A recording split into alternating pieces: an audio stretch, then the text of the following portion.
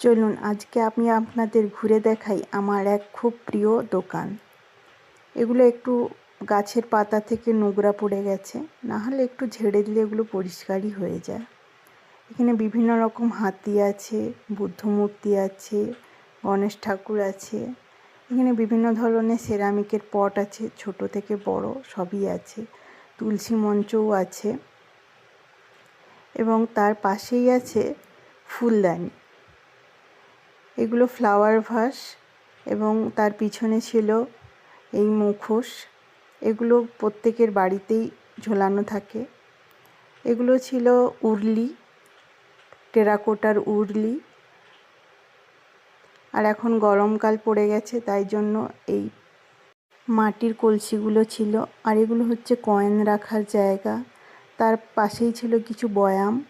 এগুলো যেগুলো 500 ml সেগুলো ওরকম 200-250 টাকা থেকে 280 টাকার মধ্যে, এবং যেগুলো 1 কিলো সেগুলো 350 টাকা। তার পাশে ছিল কিছু বুদ্ধ মূর্তি এবং এগুলো ছোট থেকে বড় সব সাইজেরই অ্যাভেলেবেল ছিল। কিছু রাধা কৃষ্ণেরও মূর্তি ছিল, কিছু ছোট ছোট শোপিসও ছিল।